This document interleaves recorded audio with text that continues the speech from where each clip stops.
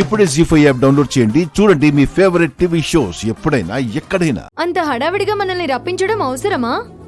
Treatment చేయించుకొని నేను బాగానే ఉన్నాను బాబు అని మీకు ఫోన్ చేసుంటే మీరంత కంగారు పడేవారు కాదు కదా. నాకు పిన్ని ఎంతో, పిన్నికి నేను అంత.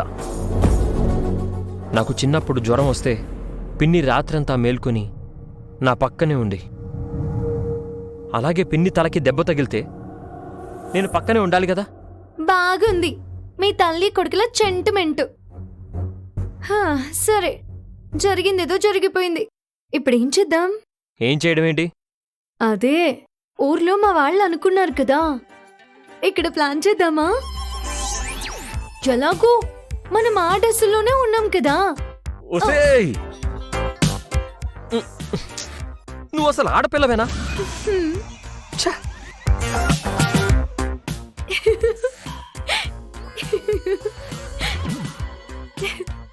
వామ్మో, నువ్వు చాలా ప్రమాదంలో ఉన్నావు.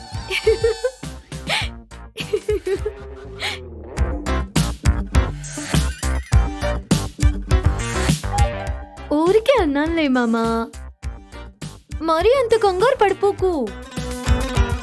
నువ్వేమంటావు నాని? తమాషా చేశాను. రిసెప్షన్ కి ముందు తొందరపడ్డం నాకు కూడా ఇష్టం లేదు. అయితే కింద చాప దిండు వేసుకొని పడుకో, నన్ను డిస్టర్బ్ చేయకు. సరే, నువ్వు పడుకో.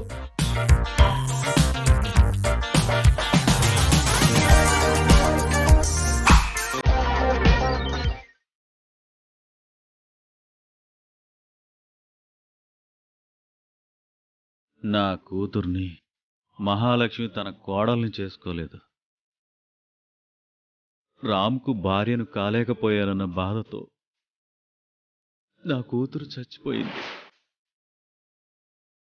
ఆ బాధతో, మహాలక్ష్మి మీద కోపంతో నేను మహాలక్ష్మికి ఇష్టం లేని సీతను రామ్కిచ్చి పెళ్లి చేశాను. సీత ముందు మహాలక్ష్మి ఆటలు సాగలేదు. అందుకే అందర్నీ కలుపుకుని మహాలక్ష్మి సీతను నమ్మించి మోసం చేస్తుంది.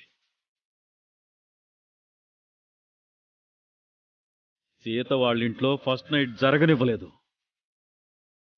ఈ ఇంట్లో జరగబోయే రిసెప్షన్కు మధుమితను పిలిచి రామ్ భార్యగా అందరికీ పరిచయం చేయబోతున్నారు.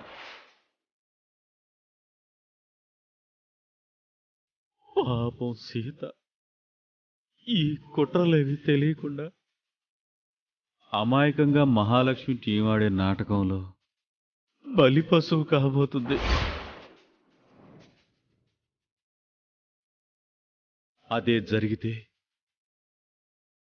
సీతను ఈ ఇంటికి కోడలిగా చేసిన పాపం నాకు చుట్టుకుంటుంది.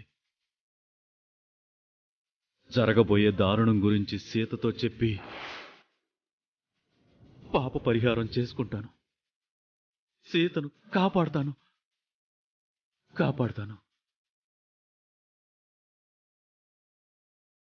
అమ్మా సీత.